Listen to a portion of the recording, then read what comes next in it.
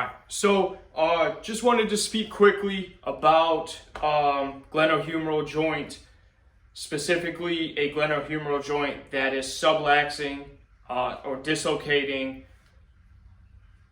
A member was experiencing frequent dislocations and pain came along with that. Designed a program in which would help this individual, and significant drop in pain, significant drop in the frequency of dislocations. So we are making progress, things are going well. However, today there was an experience in which this individual went to stretch, do a morning stretch, left shoulder popped out. So we talked about the elasticity of the shoulder, and at this point, yes, we have made progress through certain ranges of motion, through certain planes of motion. However, when we take into account the elasticity of that tissue in this left shoulder, it's still struggling that's a great example with the stretching, it's still struggling to decelerate the motion of the arm and bring it back, right? That's what our tissue does through the entire system. In order to load it, I'm gonna load this tissue, stretch it out, lengthen it.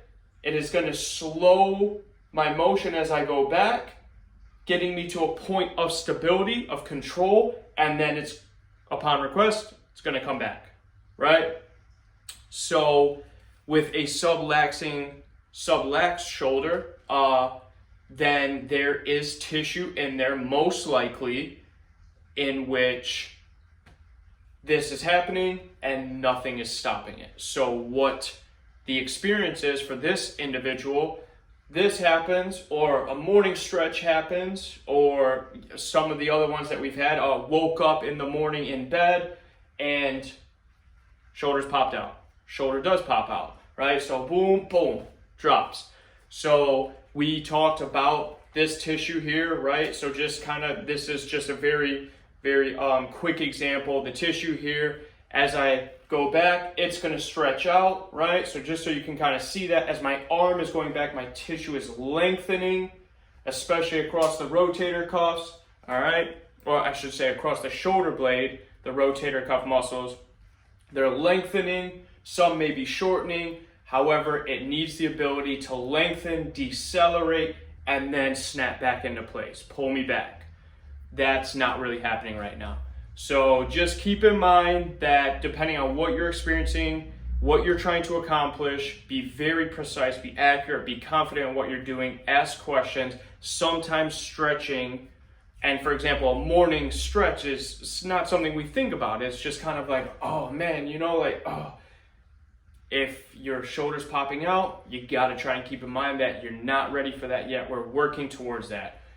So I just wanted to make a quick video, put that out there. I thought it was a great example. I had a conversation with this individual. We talk about everything. We ask all the questions. His awareness of his body is great. It was just one of those moments in which, and that's it, right? When you stop thinking about it, I'm going to control my shoulder, or it's just like, I'm going to catch a football.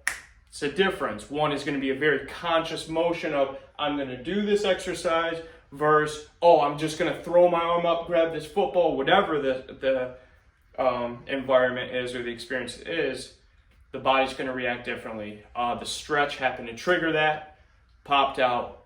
So that's just, we're making progress, but a great example of when the tissue needs to decelerate, stabilize, and it didn't. So just some food for thought there.